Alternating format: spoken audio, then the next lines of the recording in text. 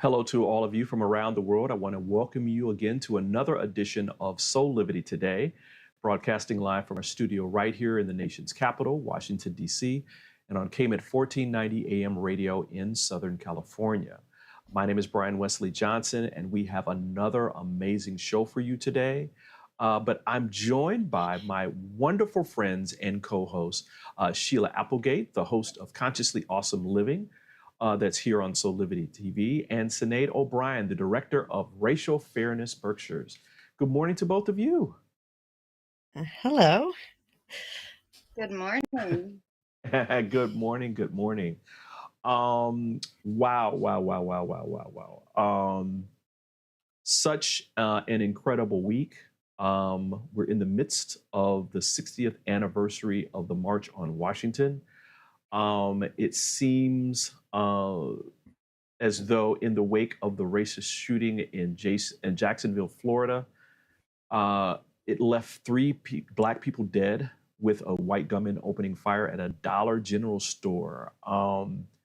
It's just all this stuff is going on simultaneously. And, you know, you have to ask the question, when does the violence against communities of color end? Well, today we're going to look at another form of violence that has been on the rise in American public schools. In many districts across the nation, our schools have become a battleground for political and cultural conflict, with children becoming the casualties of it all.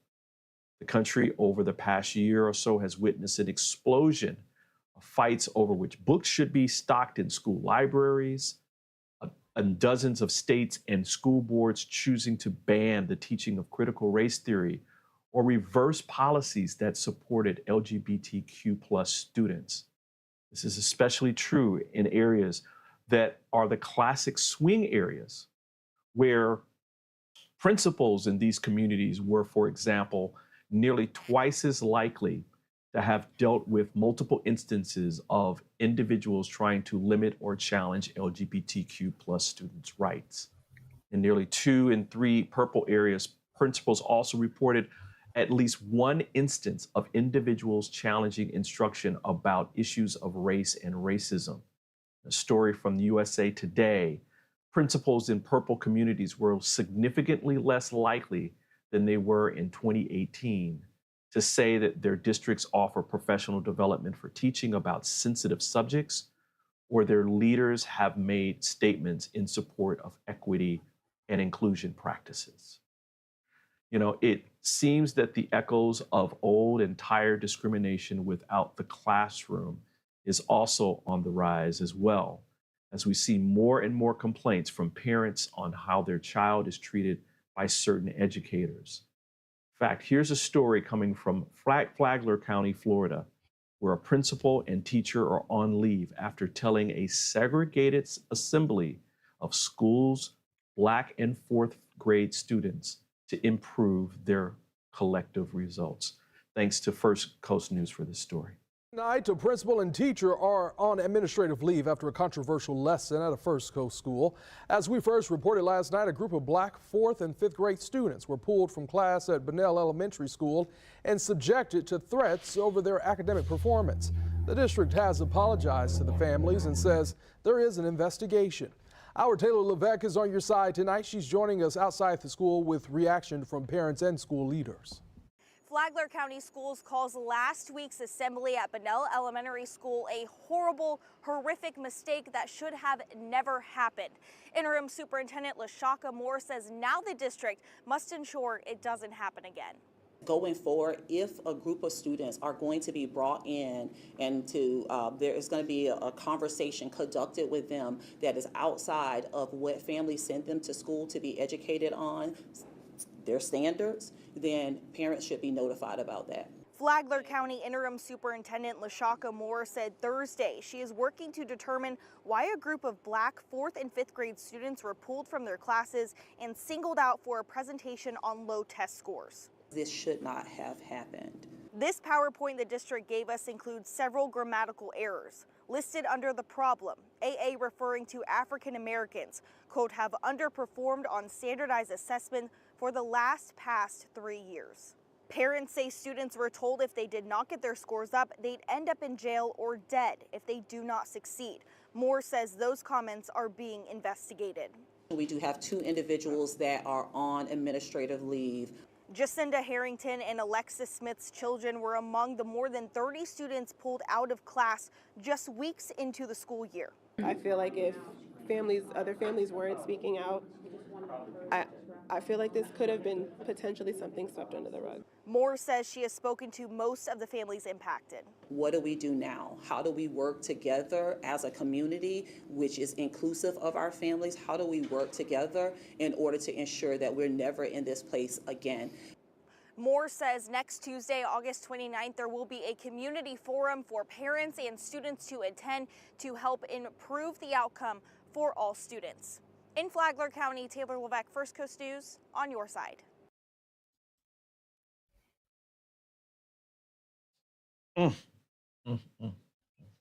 Ladies.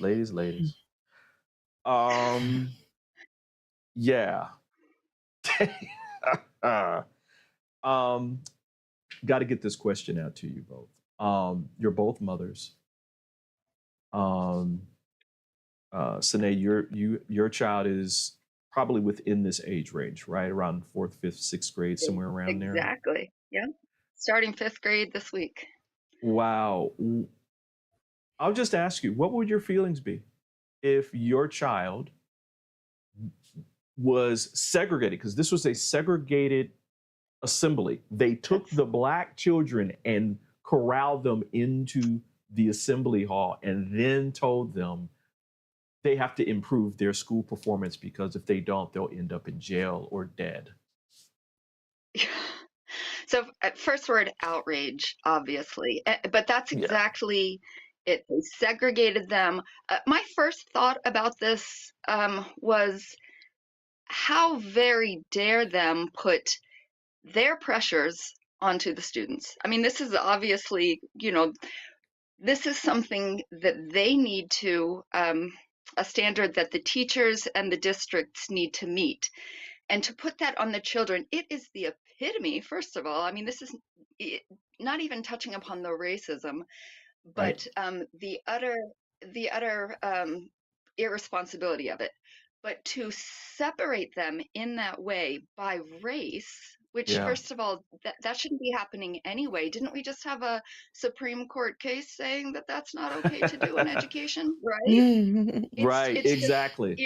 It's so yeah, outrage, irresponsible. I would be, my hair would be on fire. What about you, Sheila? I can already feel your energy across the airwaves here. It's like, well, I want to start by, I think, because we've read a lot of articles, but I think that teacher was fired since this time. Is that correct, Brian? I'm not sure.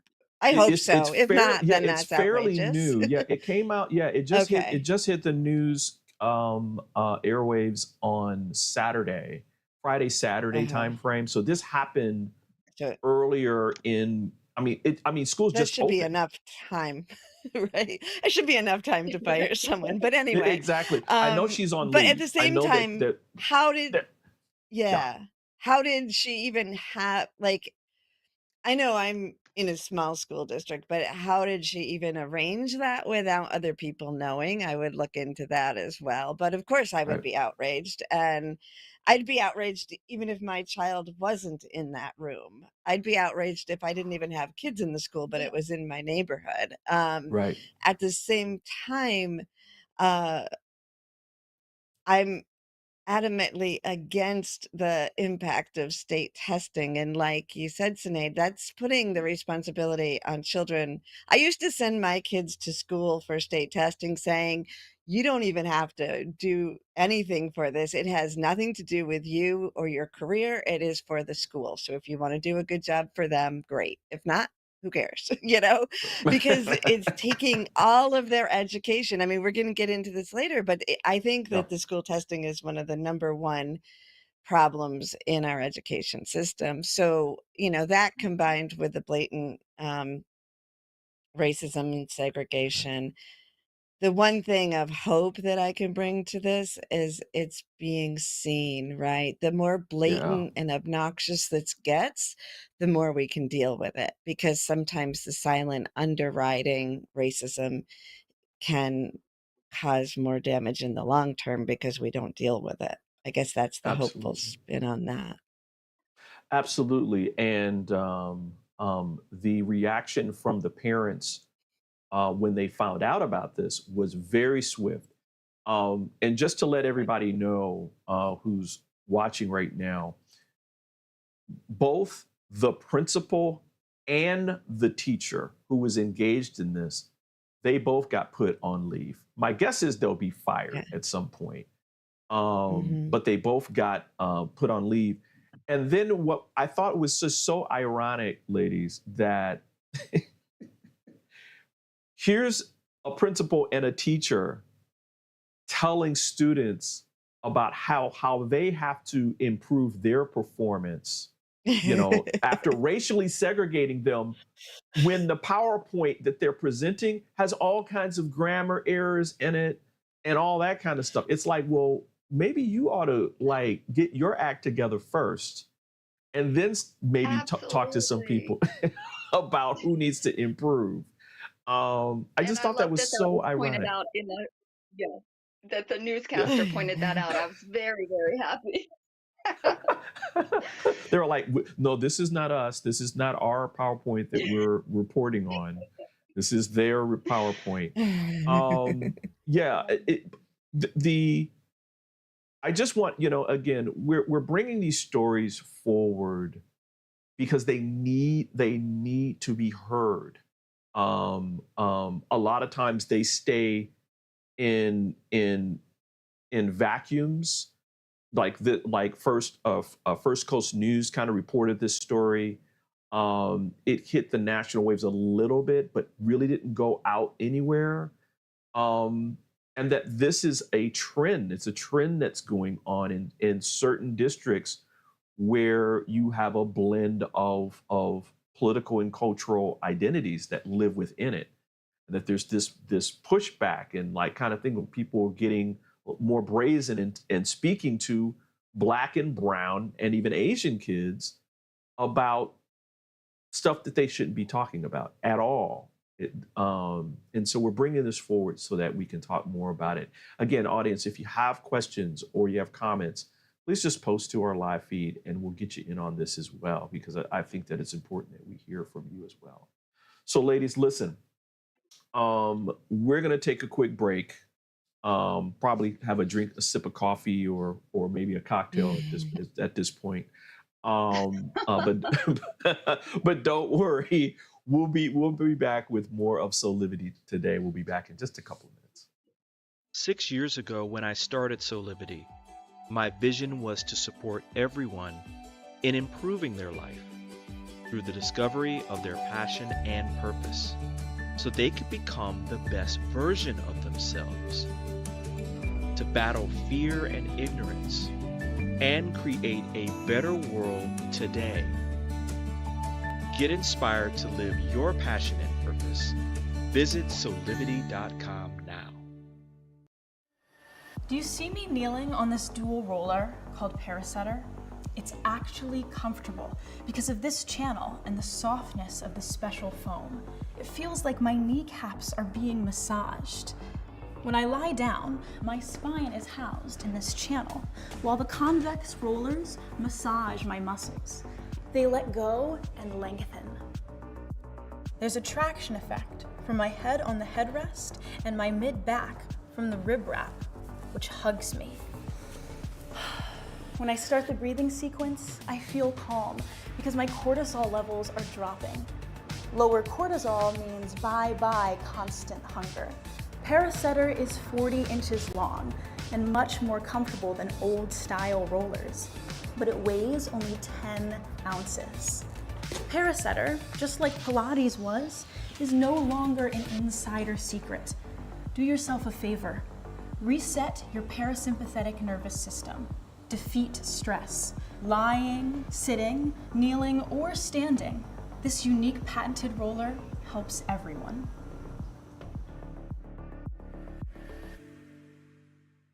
starts now. A teacher at Richmond's Bouchard Middle School placed on leave tonight after a confrontation with a 6th grade student. Video of their interaction is now circulating on social media, and in it, the teacher can be heard telling the student that only English is allowed in her classroom. New at 11, John Hood spoke with the student and her mother about this controversy. He joins us now, and John, that video seems to paint the teacher in a fairly harsh light. Yeah, Kurt McKee, it really does. And tonight there was a transcript of that video that was passed out to each school board member. And in it, the teacher tells the student that English is spoken in this class and to, quote, go to wherever that Spanish-speaking country is and speak it. I don't know how many times this person said that before, and we don't know, who else is saying it. Fix this sort of behavior that has been exhibited by so many teachers, and not just this one. One after another, people took to podium at the Richmond School Board meeting, each one demanding answers and accountability over a recent incident at Bouchard Middle School. A 6th grader told by her teacher to stop speaking Spanish in her classroom. I just wanted that no other Hispanic kid would go through the same thing I did. I talked to the girl in question. She did not want to be identified. I told one of my friends, oh, you don't have friends in Spanish, because we joke around like that. And that teacher just started yelling at me, telling me I couldn't speak Spanish. Video of that incident was posted online last week. In a transcript passed out to the school board, the teacher tells the student her mother can come to her classroom and, quote, I'll speak English when I see her. The teacher goes on to say she's going to speak English too, period, and says the student's mom does not own the world. The student replies back saying, I didn't say she owned the world, and the teacher tells the student it's very ignorant of you to throw up your mom as if it's going to change my rules in my class. English is spoken in this class, period. She just kept saying that it just wasn't allowed in here in America. You speak English, and that if I wanted to speak Spanish, then to go to whatever that Spanish-speaking country is. The teacher later tells the student, quote, I told you before, I don't speak Spanish. The school board is aware of that. That's why there are Spanish-speaking classes for the kids who need a Spanish class. After more back and forth between the student and teacher, the teacher allegedly tells the student to shut up before telling the student to leave the class. The student involved in the incident tells us she didn't know what to tell her mom. I told her that I was scared and I didn't know what to do, because I was afraid that that teacher might come back. Now, RPS sent us a statement tonight saying that teacher is on administrative leave pending an internal investigation. But I also spoke with that student's mother, who says she's concerned that the teacher could come back. On your side tonight in Richmond, John Hood, NBC 12 News. Woo, we're back with more here on Soulivity today as we talk about an increased trend in educator discrimination and racism amid a rise in public schools becoming hotbeds for political and cultural conflict. I want to say thank you to NBC Channel 12 in Richmond for the last story. Ladies, what's wrong with us? What's wrong with us? What's wrong with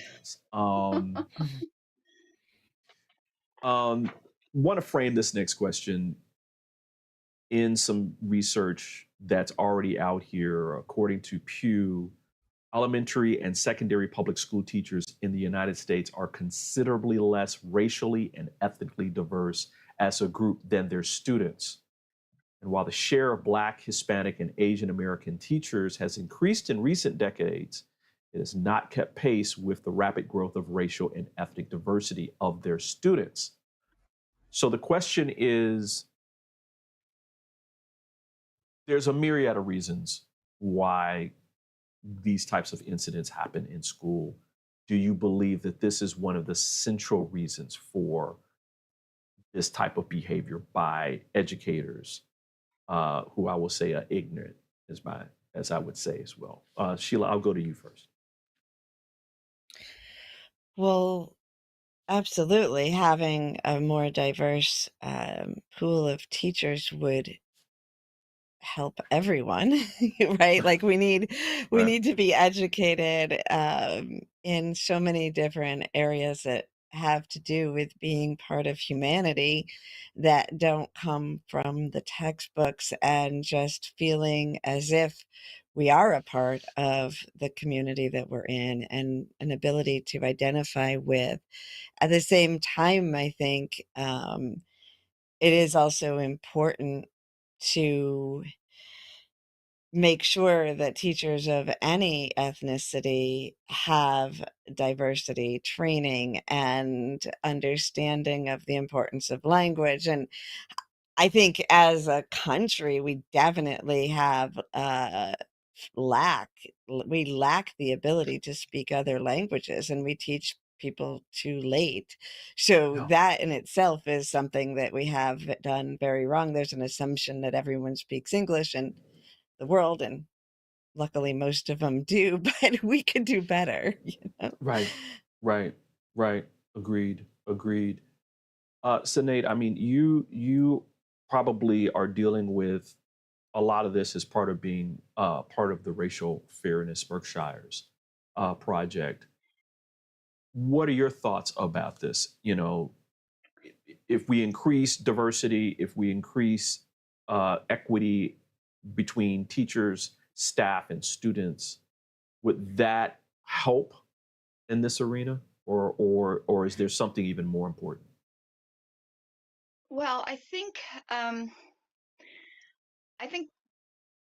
the bottom line, I think the horrible way in which this teacher, I use that term loosely, treated this student, I think it stems from that adult's fear and ignorance. I think that teacher, and she kept going back to saying, I don't speak Spanish. I think that's the crux of it.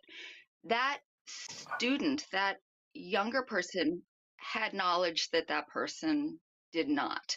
And she was lashing out. And that stems from, usually, you know, when people are angry and hurtful when they're fearful. And that's the problem. When somebody has something that you don't, if you are an insecure person, you're going to be hurtful toward them. And that's not a position that somebody who is immature like that should be having cuss children. So that's the Right, first and foremost bottom right, line. And that's the really was galling to me.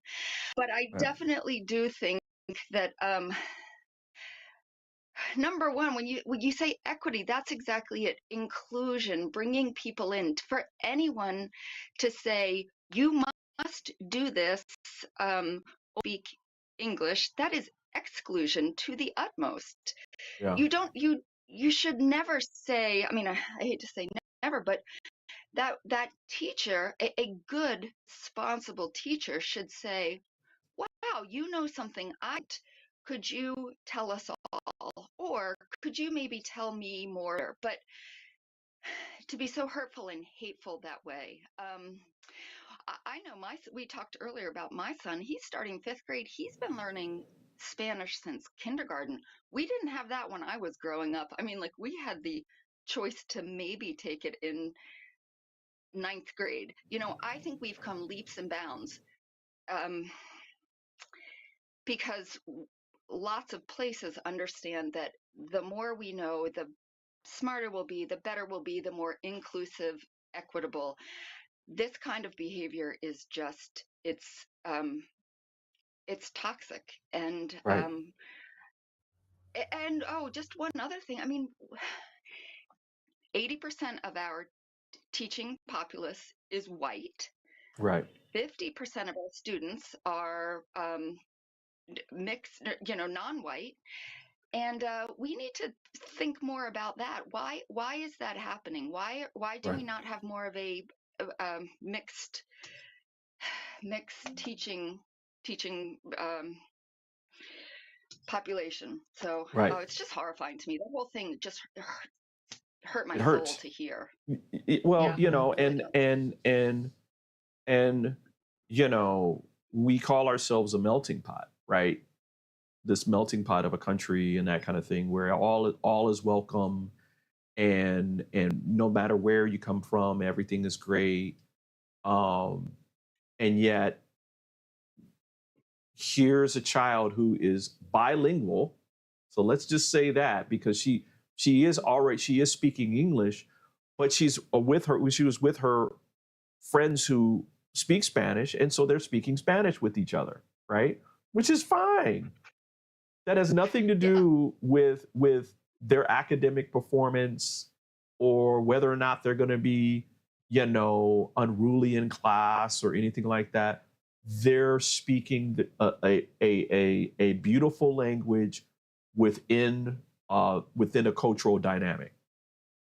If I was a bilingual, you better know I would be speaking that other language too, right? So I just it's like you just said, it's horrifying because here's a child who's now emotionally scarred from that, right? And now has to deal with that. One thing, Yeah. I think you also make such a good point, though, because it truly is somebody who's trying to quell that cultural diaspora because they don't want to see anyone thrive in any kind of culture that is different from white people because it's threatening, and that's just wrong, man. It's wrong. Yeah, and what is that culture? Because because if we're clear, like Sheila, white, black, that kind of those things are constructs, right? They are social constructs. It's not a nationality, it's not a race, it's not anything. It was man-made here in the United States specifically. What Even is that race all? is man-made. Yeah, exactly. And primarily from the United States. So yeah. And so what you hear this undertone in this specific instance where it's like we're in America and we speak English, right? No, actually we speak English, Italian, French, German. I mean, there's all these languages because everybody comes from different places. Yes, our predominant language may be English, but that doesn't stop anyone else. And there's no law against people speaking a native tongue that they are culturally part of, right? Can you speak on that a little bit? I can. Can I? Yeah, yesterday I went to a ceremony at Syracuse University. My friend is the Indigenous counselor, and it's a welcoming ceremony that they've brought back from the traditional Haudenosaunee. And in that time, there were elders from the community of Indigenous people who spoke about how the boarding schools ripped away their ability to speak their own language. And then the whole generation of parents didn't teach their children the language because they didn't want their children to go through the same pain. And so this is in the crux of our United States. This is so deeply embedded, and that desire, that systematic suppression of language is a way of controlling. And so the fact that it's still happening in to different cultures, different languages in the schools is just like, it's time to wake up, everybody. We really need to. And Sinead, it's we try to be apolitical, small p, nonpartisan. But in these instances, there's the connections between the trend. You just look at everybody just go out, do a Google search on any of this information, and you'll see this rising trend in racial animus, racial hate, violence against communities of color, violence against LGBTQ members of our society that has been on the rise as extremism has risen, right? Yes. Can you talk a little bit about this dynamic a little bit too, Sinead? Well, it's funny. We can look at all the studies, and there have been many done over the past 10 years, let's say, and we can talk about like microaggressions, especially in education. Right. Lots of studies will say that the inherent biases, which we all have them, but especially in teachers, in this situation, we talked not that long ago about people in the medical field having them, but teachers have them, Excellent. and we hold them a little bit exalted. Mhm. But they have them, and studies have shown that teachers are white teachers are less likely to expect academic success from Black students, especially Black boys, right? And Yeah. because of that, that creates kind of this cycle where if that continues to happen, they're going to get kind of shuffled into a less rigorous academic program, curriculum, et cetera, and that might go back to what we were saying a little bit ago. Why are there fewer Black and brown teachers, Right. percentage wise? Right. Now that's just Right. been kind of happening.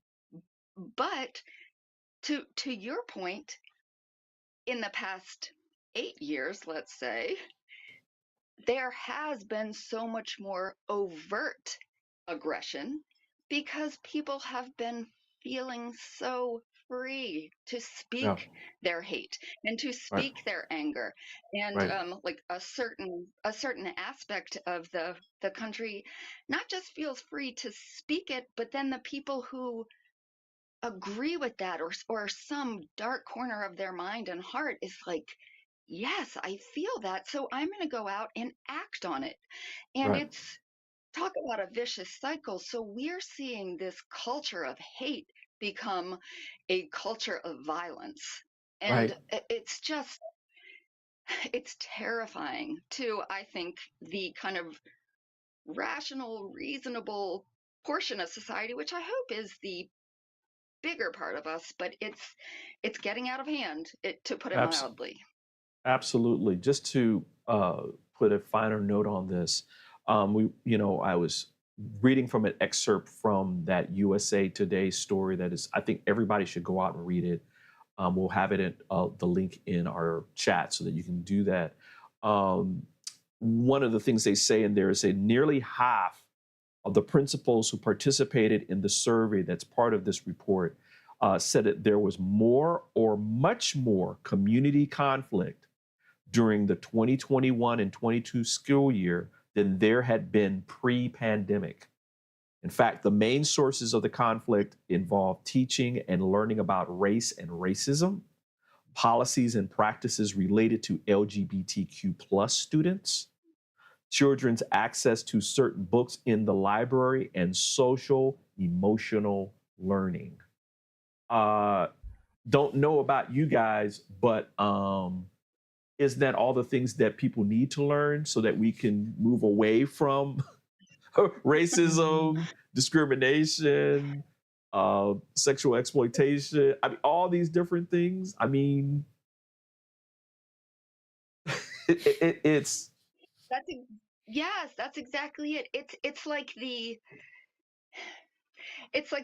heavy-handed sector, the people who right, might be speaking out of an area of ignorance are the ones who are getting the most. They're getting the most talk time, and they're getting the most sway, which is right, terrifying. right. Exactly. Wow. Listen, we're going to take another quick break, ladies. And when we come back, we're going to stay on this topic. We're going to kind of wrap this in maybe some ways that we can help support change or help support people talking more about change. And so we're going to take a quick break, and we'll be back in a couple of minutes here on Soulivity Today. Soulivity Today is brought to you by Assume control over your weight and broader health with the 80 Bites program by Physical Mind Institute.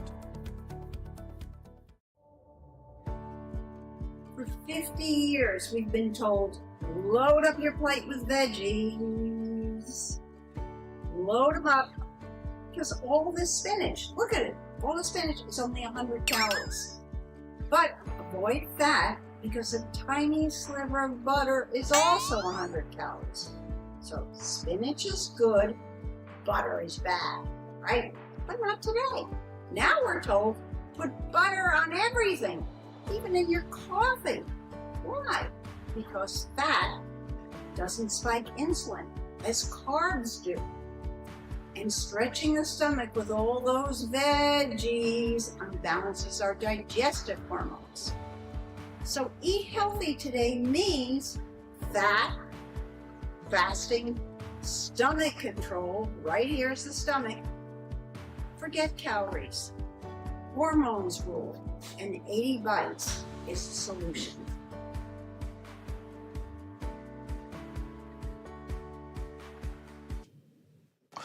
And we're back with more of Soulivity today. We are talking about the political climate and cultural climate and how this has become a battleground in our public schools. Ladies, we were just talking about this report that came out of USA Today and Pew, talking about the fact that these sources of conflict that are bubbling out in terms of not just our populace, but how educators are relating to their students as well. The videos that we showed today are just a couple of stories that go across the nation, specifically within the classic swing districts, where it's much more diverse in terms of not just politics, but also race, social economic status, and those kinds of things.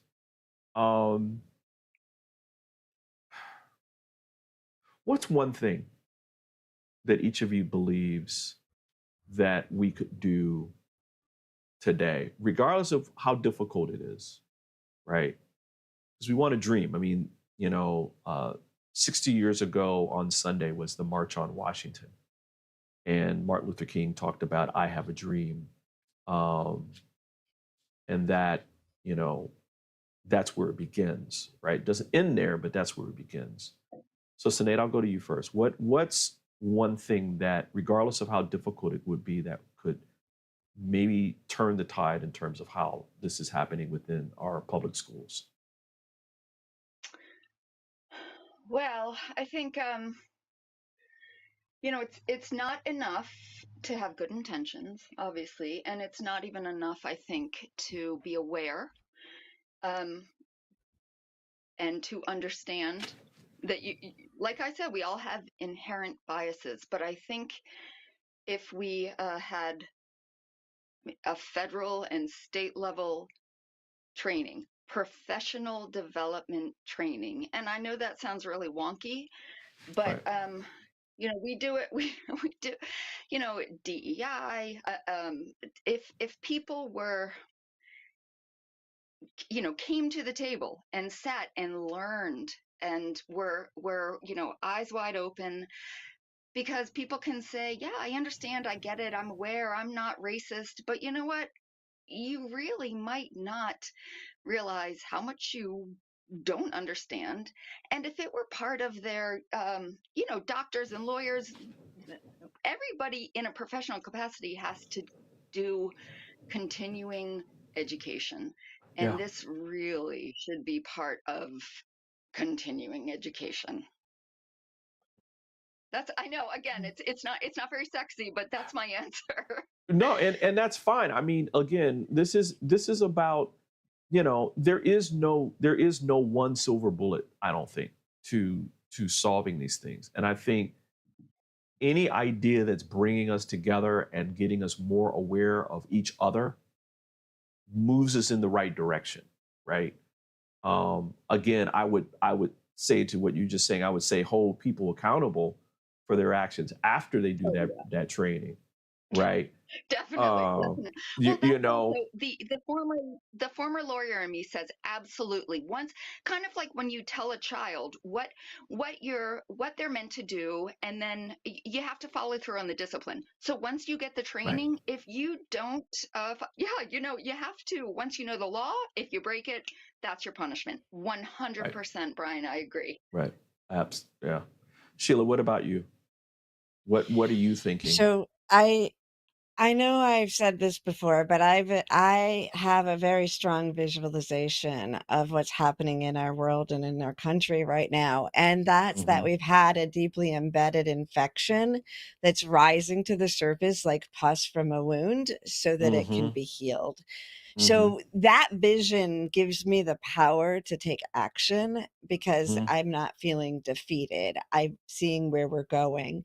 And for me, focusing on the children and assuring that the children see me as a role model, as someone who is speaking up, and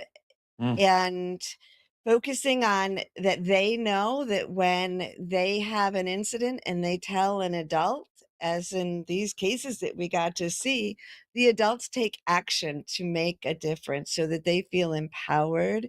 And then also, you know, if I was in a district where there was schools like books that were, well, anywhere, even just online, if you know there's banned books, then send out a list. If I were a teacher in a school, I'd say, this is the list of books that are banned, so we can't let you read them.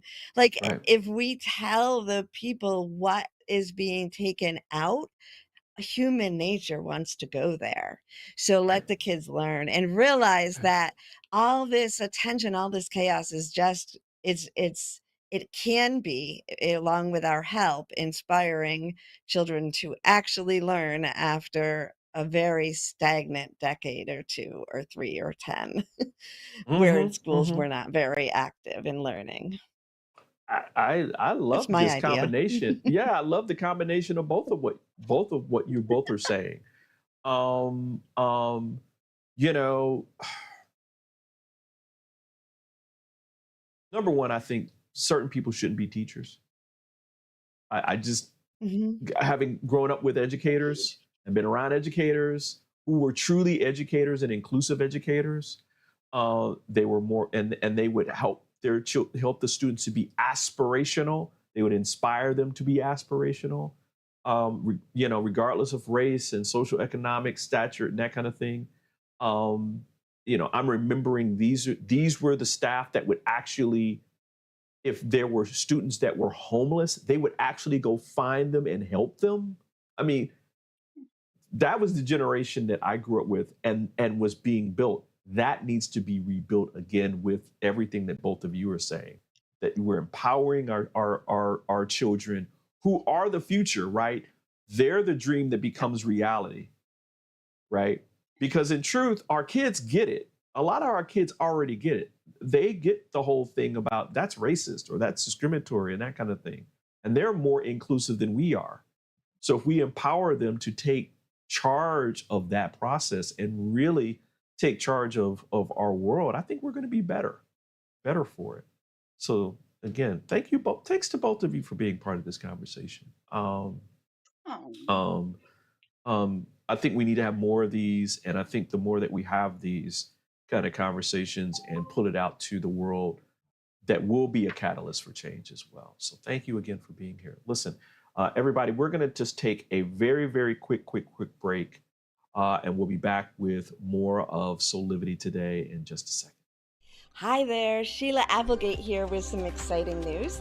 I've joined the incredible Soulivity team as the host of the new Consciously Awesome live show, where I will be sharing insights to help you discover your full brilliance and claim the vibrant life you deserve. So tune in every Wednesday right here on Soulivity TV to join the fun, and remember to subscribe to the channel so that you don't miss a single episode. Have an awesome week, and I will see you on Wednesday. Would you like to be one of the first people to experience mental freedom? Mental freedom is a coaching practice with 6 core principles: improving hope, self-efficacy, optimism, resilience, and general well-being. Mental freedom only takes 6 sessions. It is designed to give you the tools you need to help yourself. It can help with any situation: relationship problems, past trauma, career decisions, parenting challenges, addiction, and mental health concerns. Incorporating the mental freedom framework into your life will deliver an approach to master any situation and a pathway toward achieving inner peace. Mental freedom provides the information and tools that you need to grow and be bigger than anything that ever happens to you. So if you're looking for one-on-one or a group coaching program that will allow you to address any situation that comes up in your life with practical tools to give you more peace and joy, then join the Mental Freedom Program in Soulivity Aspire Academy. There are very limited spots available, so don't delay. I hope to see you there.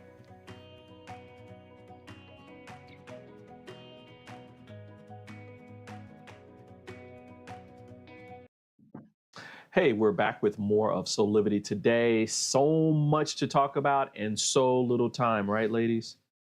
Woo! I know it's never enough time. But let's get to some Soulivity shameless plugs. Sinead, as I said earlier, you're part of a very wonderful organization that is all about trying to push the envelope in terms of bringing racial equity and diversity and inclusion to our society. It's called Racial Fairness Brookshires. Can you tell people a little bit more about it?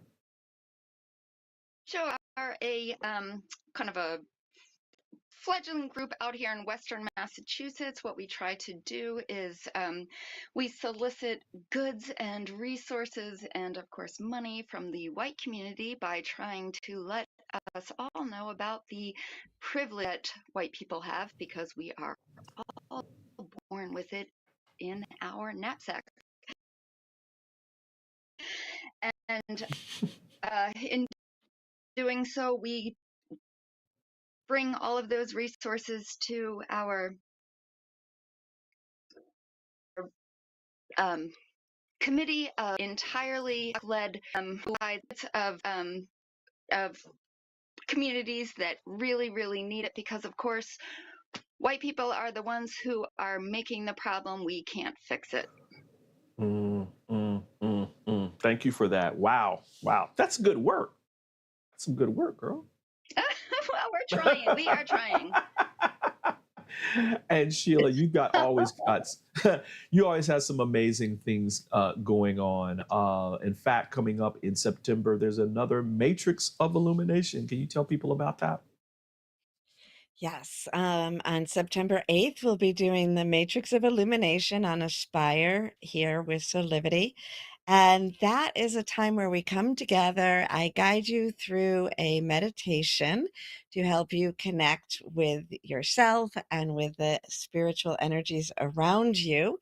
And then I open up for divine inspiration to come through me and what I would call a channeled message. It's very welcoming. So if this is all new to you, come and give it a try. It's only $22 to join. And it's very personalized, and the messages that come through are very profound, and they're for this moment, right? So it's something very practical that you can leave with some guidance for your next steps. And then I also have soul sessions, soul connection sessions. So if you want to try some of that one-on-one meditation and or a spiritual reading with me, please go to SheilaApplegate.com and use the code SOUL23 for a $44 discount off your first session. I love it. I love it. I love it. Thanks to both of you for making this another amazing show. We've got another fantastic show coming tomorrow for our Wellness Wednesday, and then we'll be talking about, Sinead, you'll be back on Thursday because we'll be talking about a fight against race-neutral admissions policies. Yeah, I didn't stutter. The fight against race-neutral admissions policies. So we'll be talking about that on Thursday. So thanks again to both of you for being here. Forward to it. Speaking of Soulivity.com, really quickly, I want to remind you to go visit our station at Soulivity.com, where you can read our latest content. And you can even check out Soulivity Today shows by going to soulivity.com/Soulivity Today. And you can listen to them. You can even download them to your podcast provider and take us wherever you go. Also, just want to remind you too to visit us on social media, where you can follow us on Facebook, Instagram, Twitter. I still call it Twitter. I'm not going to call it that other name yet. And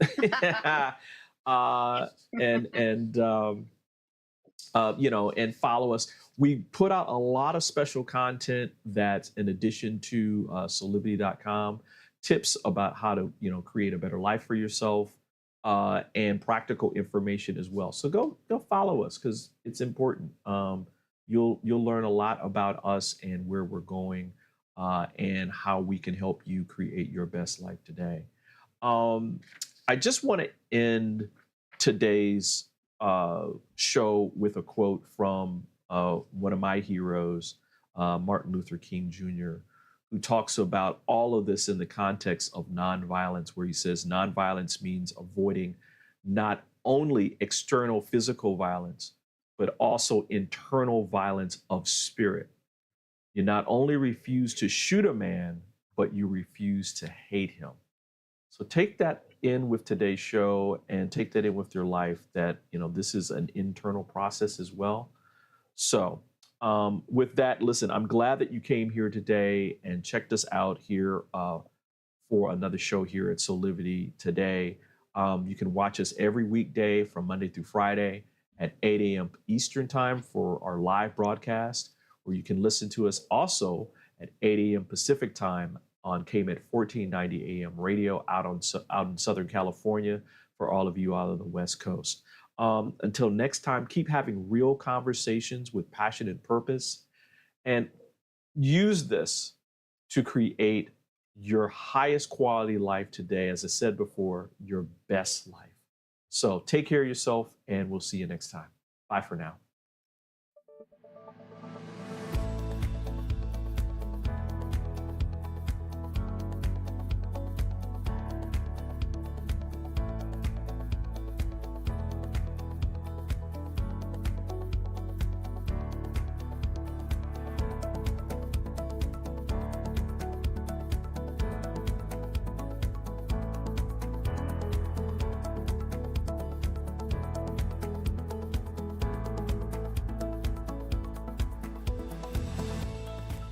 This work is subject to copyright owned by Affinity Global LLC.